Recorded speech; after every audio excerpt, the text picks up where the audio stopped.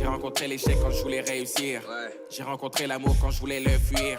J'ai rencontré la paix quand je louais les fusils. Le secours et le souffle au fond de ce puits. De plus belles prévisions de meurtre imprévisible. Malgré la bonne rhétorique de ses vizirs. Malgré la grandeur et la bravoure d'un T'Challa. Quand je m'essouffle, je vois la valeur d'un Inch'Allah.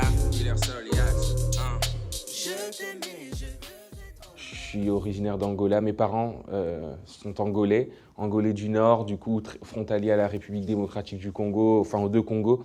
Donc ça fait qu'au niveau ethnique, on est Congo. On parle lingala, tous ces trucs-là, Kikongo et tout. Et donc on a notre culture à nous. Et du coup, je viens moi d'une famille chrétienne, et mon père était pasteur. Il était pasteur et ils ont échappé à quelque chose quand ils sont venus en France. Et mon père, étant pasteur, guidé par la foi et toutes ces choses, il se documentait aussi à côté et il nous éduquait dans la foi, mais il nous ouvrait les yeux aussi sur les réalités actuelles du monde qui nous entourait, de la société dans laquelle on vit, la société occidentale et autres, et qu'on était là aussi pour un but. Il faut aller à l'école, il faut ci, il faut ça. Donc tout ce qui était, tout à l'heure je l'ai dit, Martin Luther King, tout ce qui est les enjeux raciaux, les thématiques raciales et tout, on était quand même assez avertis par lui. Mais ça n'a... Ces enseignements, entre guillemets, ça n'a rien à voir avec le fait d'être confronté vraiment au racisme, en vrai. En fait, quand tu es noir en France, un jour ou l'autre, ou peut-être pas pour certains, tu peux être confronté au racisme.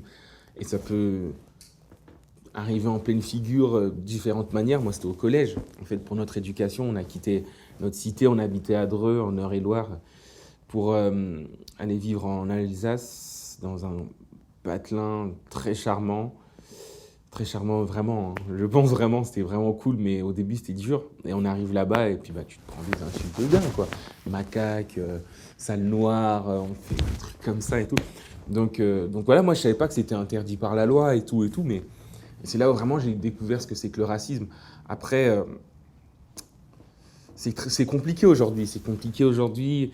Mais je pense que la manière dont, surtout en Île-de-France, parce que j'ai vécu, tu vis le plus le racisme, je pense, c'est à travers des contrôles de police.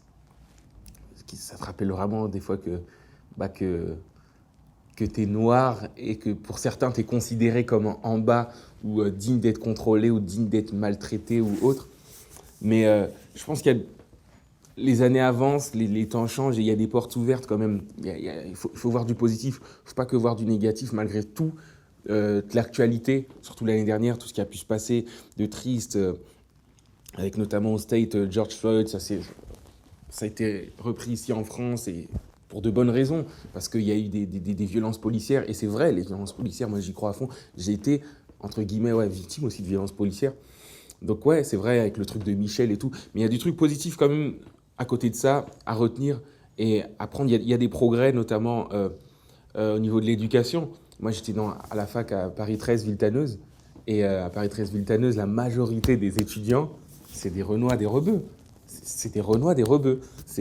À Villetaneuse, t'as des meufs qui excellaient dans les études, elles étaient voilées.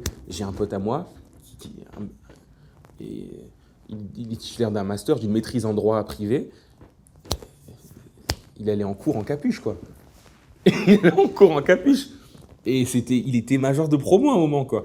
Donc, il y a de vraies avancées, il y a des portes ouvertes. Mais après, être noir en France, c'est vraiment une expérience singulière qui dépend des gens, d'où tu as mis les pieds, de qui sont tes parents, comment est-ce que tu as eu une ouverture d'esprit et autres. Et moi, je veux le prendre en compte, les singularités de chacun, notamment en tant que chrétien. Si je veux aimer l'autre, je dois prendre en compte, respecter l'autre et prendre en compte son background et tout. Donc voilà, il y a des trucs qu'on vit tous, mais après, il y a des expériences singulières. Et là, c'est mon expérience à moi, notamment, parce que mes parents m'ont fait bouger un peu à gauche, à droite. Et moi-même, à cause des études, j'ai bougé à gauche, à droite. Et puis, j'ai eu l'opportunité d'avoir... Ouais, mes parents m'ont grave poussé pour que je fasse des études, en fait. Sans mes parents, je n'aurais jamais fait d'études. Peut-être que j'aurais été à la rue ou je sais pas où. Mais ouais, donc c'est mon expérience à moi singulière, quoi. Mais il y a des réalités, et c'est vrai, tout ce qui se passe, c'est pas du mytho. C'est pas du mytho. Là, tout de suite, je peux descendre et je peux me prendre un sacré contrôle, quoi. Donc, voilà, quoi. Il y a du bon, il y a du moins bon. Il faut être équilibré, quoi. Est-ce que les chrétiens ont un rôle particulier par rapport à cette question? Moi, je pense déjà que la Bible parle de réconciliation raciale, entre guillemets. Moi, je dirais ethnique, parce que je pense que la race, c'est un terme qui fait vraiment débat, et je pense qu'il n'y a qu'une race humaine et autre, et que la théorie de la race, elle veut dire quelque chose de pas très positif et qui date de plusieurs siècles pour inculquer quelque chose et classifier les ethnies.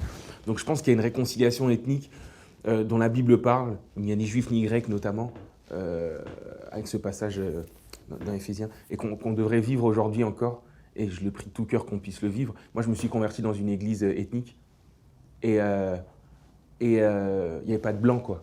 Et moi, ça me posait problème, parce qu'on vit en France, et je me disais, punaise, c'est dommage qu'on soit contre nous, c'est cool, ok, mais c'est dommage. Et je pense qu'il y a des églises qui prônent ça aujourd'hui. Je pense qu'il y a des églises qui mettent de plus en plus en avant la pluralité culturelle. Mais après, ça reste un défi, c'est très difficile, l'église doit y répondre. Qui suis-je pour dire on devrait faire ci, ça? Je pense qu'on devrait y répondre. Après, c'est difficile, parce que de nature, on veut rester avec ceux qui nous ressemblent. De nature, on veut, malgré l'évangile en nous, de toute façon, l'évangile témoigne et touche des protagonistes qui sont imparfaits. Après, c'est pas une excuse pour pas y répondre, mais je pense que progressivement, on y répond, et puis il y a plein d'églises, de toute façon, avec le truc Black Lives Matter et autres, qui ont répondu au truc, quoi, et qui ont défendu et autres, donc voilà, quoi.